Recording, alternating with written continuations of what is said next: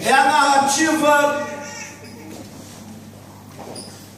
da despedida mais glamourosa de toda a Bíblia. Texto que acabamos de ler é, sem dúvida, paupérrimo, pobríssimo na expressão diante dos fatos. Quem escreveu 2 Reis 12, ou 2 Reis 2, 11, economizou muitas palavras, ou talvez sequer ao menos encontrou no vocabulário humano algo que expressasse a grandeza daquele dia. O arrebatamento de um mortal aqui é narrado em um versículo. Por isso que o apóstolo, que o autor economizou palavras. Quando lemos 2 Reis, nós estamos lendo a história de trás para frente, do fim para o começo, se é que possamos dizer que esse é o fim. Porque a tomada sobrenatural daquele que foi a maior referência profética da história, na verdade, não é o fim da sua trajetória, é o fim da primeira parte. Porque a missão do profeta Elias é tão grande, que ela ainda não foi concluída. Isso daqui é o findar da primeira fase, a segunda ainda vai acontecer. Elias está sendo preparado por Deus para voltar a este mundo. Amém. Minha senhora, este homem é um dos pouquíssimos que não experimentaram aquilo que tragicamente chamamos de morte. Ainda vai experimentar, mas ainda não experimentou. Amém. Portanto, quando falamos de Elias, falamos de alguém que está vivo agora. Na nossa fé é regra, é doutrina, é base existencial.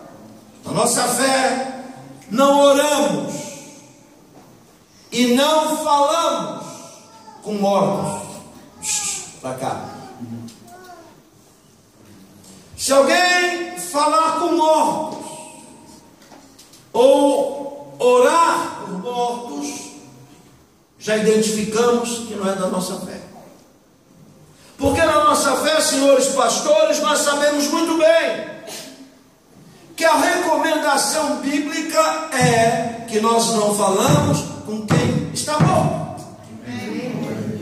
Não oramos para quem está morto.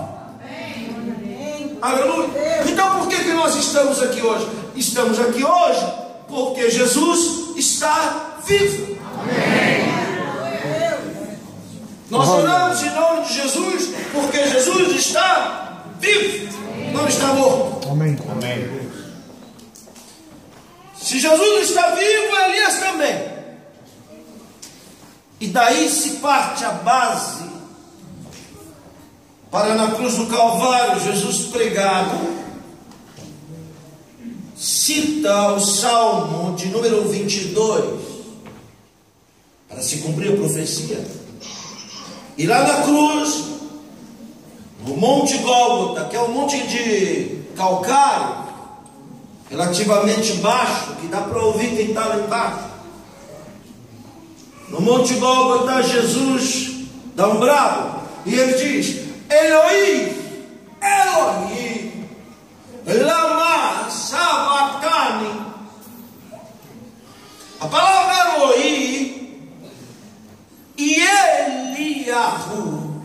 é a mesma.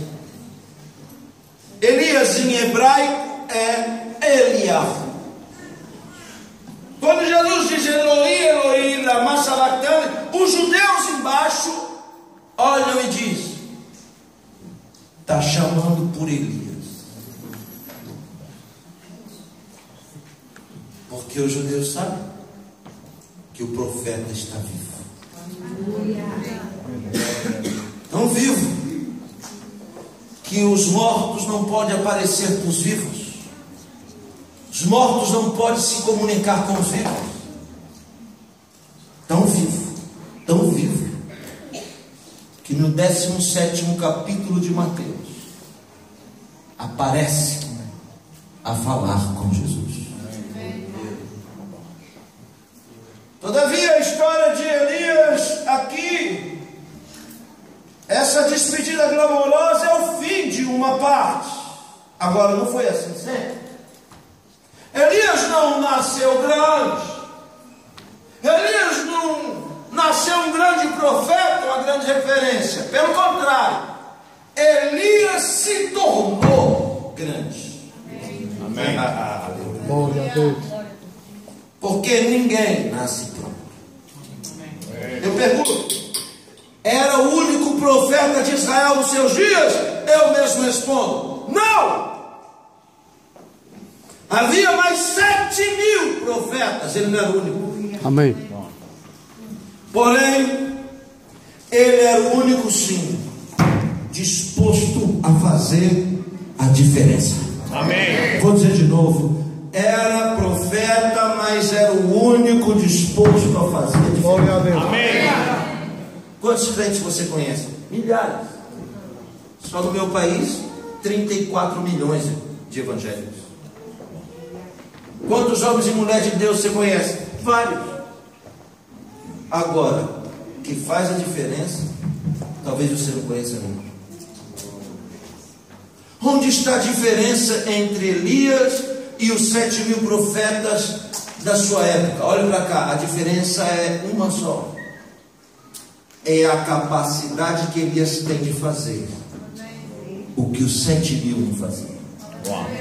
Vou dizer de novo: se você fizer o que todo mundo faz, você só vai ser mais um. É verdade. Meu Deus. Mas se você quer fazer a diferença, então você tem que fazer. Amém. Glória a Deus.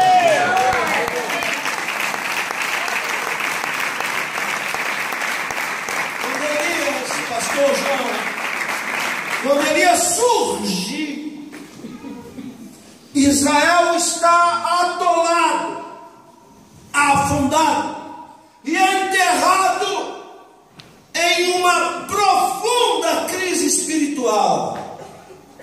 Nunca na história de Israel esteve tão mal. A apostasia reinava naquela pátria.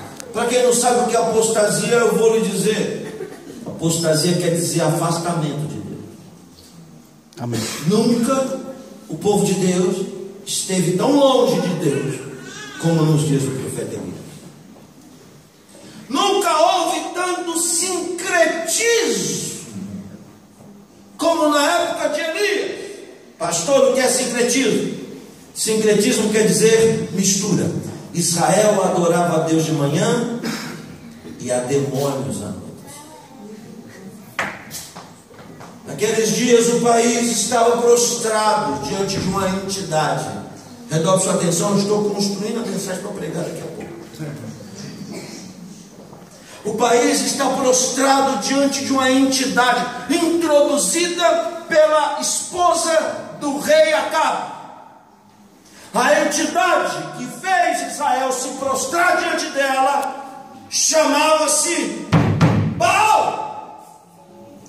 Para quem não conhece a palavra Baal, Baal quer dizer Senhor, mas Senhor com letra minúscula. Amém. Porque Senhor com letra maiúscula é Adonai.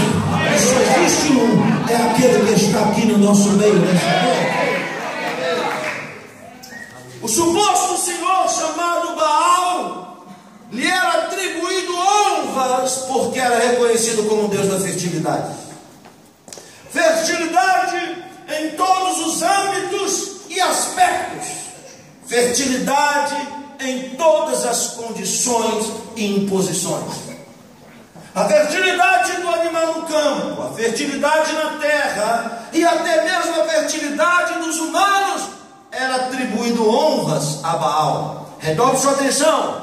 A regra bíblica que deve ser aplicada para Deus, da primícia, de dar o primeiro do fruto do ventre, de consagrar o primeiro da terra, de consagrar tudo que é primeiro, chamado primícia, agora havia sido desviado para Baal. Tudo que era primeiro era entregue à entidade Baal.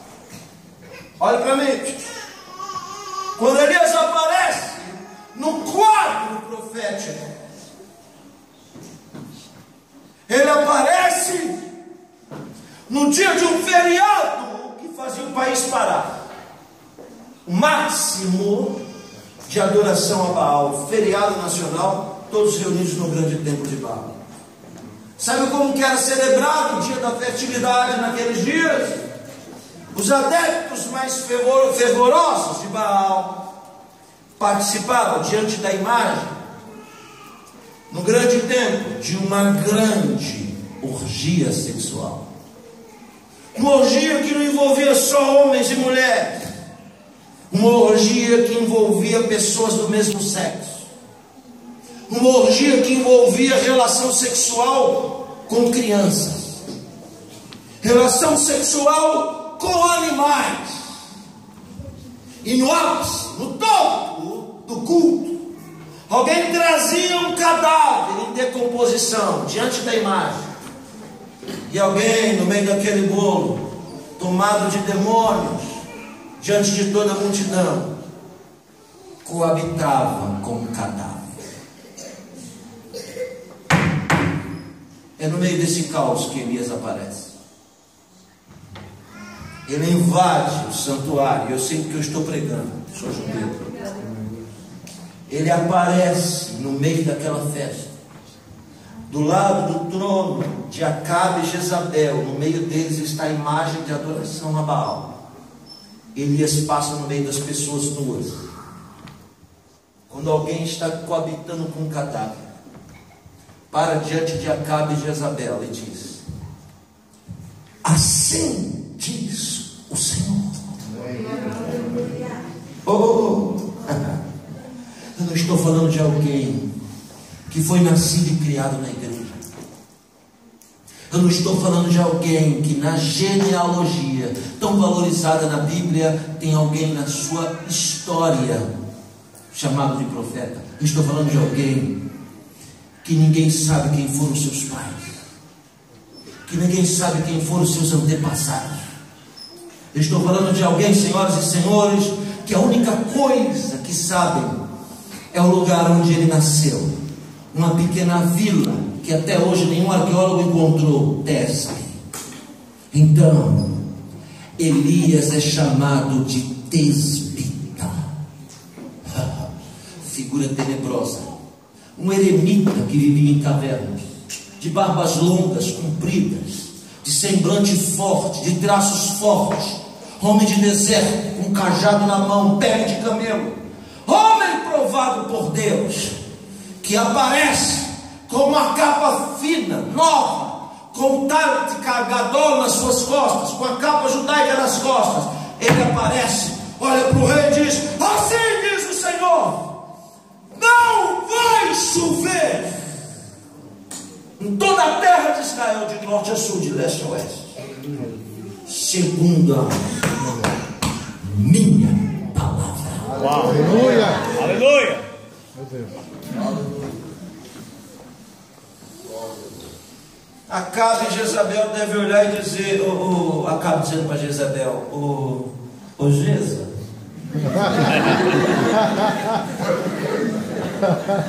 tem um maluco lá embaixo gritando, e eu acho que ele está se achando profeta. Jeza deve dizer: peraí que eu vou ver se eu identifico. Abre o livro dos profetas e começa a procurar foto de Elias. Ela olha e diz: olha, No catálogo ele não está.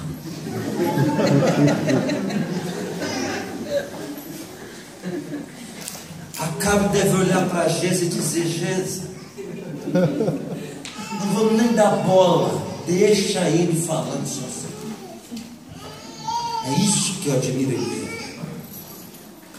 Elias não está preocupado. Elias não está preocupado se as pessoas vão ouvir o que ele está falando. Elias não está preocupado se as pessoas vão acreditar o que ele está pregando. Porque quando Deus chama alguém para fazer a diferença, Ele não está preocupado se alguém vai acreditar nele ou não. Ele prega e faz aquilo que Deus mandou ele fazer. Estou falando com pessoas aqui nessa noite que estão muito preocupadas com as pessoas que estão ao seu redor. E Deus está lhe dizendo: eu não te chamei para ser mais um. Se eu te chamei para fazer a diferença,